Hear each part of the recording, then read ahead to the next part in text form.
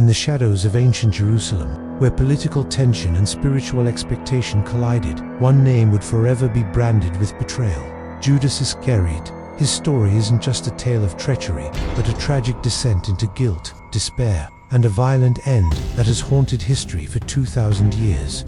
Judas was one of the 12 disciples, personally chosen by Jesus. He was trusted, even handling the group's finances. He walked alongside the Messiah, witnessed miracles, and heard teachings that would change the world. Yet, behind this privileged position, something darker was growing. Was it greed, frustration, or a deep misunderstanding of Jesus' true mission? Some historians suggest Judas expected a political liberator, someone to overthrow the oppressive Roman rule. When Jesus spoke of a spiritual kingdom instead of an earthly one, perhaps disappointment festered, opening the door to something far more sinister. According to the Gospels, Judas sought out the enemies of Jesus, the chief priests who feared his growing influence. In a dimly lit chamber, they struck a deal. For 30 pieces of silver, Judas agreed to betray the man he had followed for years. This wasn't a fortune. It was barely the price of a slave. Yet, it would become the most infamous payment in history. The night of the Passover arrived. Jesus gathered his disciples for what we now call the Last Supper. The air was thick with unspoken tension. Jesus looked at his closest followers and declared that one of them would betray him. Imagine the shock, the confusion, the denials rippling through the room. Judas sat among them, feigning innocence. But Jesus knew. He turned to Judas and said, "What you are about to do, do quickly." With those words, Judas left the table, stepping out of the light and into the darkness. Later that night, in the quiet solitude of the Garden of Gethsemane, Judas returned, but he was not alone. He led a company of armed guards, their torches cutting through the gloom. Under the pale moonlight, he approached Jesus. The prearranged signal was a kiss gesture, a friendship twisted into an act of ultimate betrayal.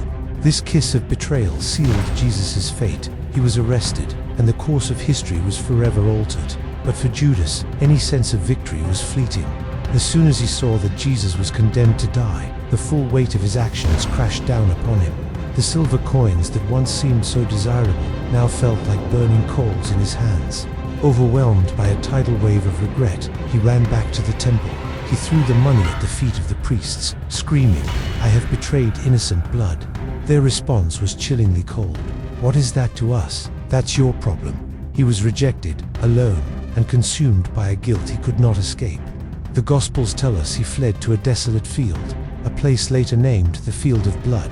There, in a final desperate act, he hanged himself. The Book of Acts, however, paints an even grislier picture. It describes Judas falling headlong, his body bursting open, a visceral, violent end for a man whose soul had been torn apart by his own choices. The imagery is as graphic as it is symbolic, representing the complete self-destruction of a man who surrendered to corruption. For centuries, Judas has been the archetype of the traitor, the ultimate villain. Yet, modern scholars and theologians continue to debate his true motives. Was he purely driven by greed, as the 30 pieces of silver suggest? Or was his betrayal a misguided attempt to force Jesus into a confrontation with the authorities, hoping to spark the revolution he so desperately wanted? Could he have been a pawn, manipulated by forces beyond his understanding?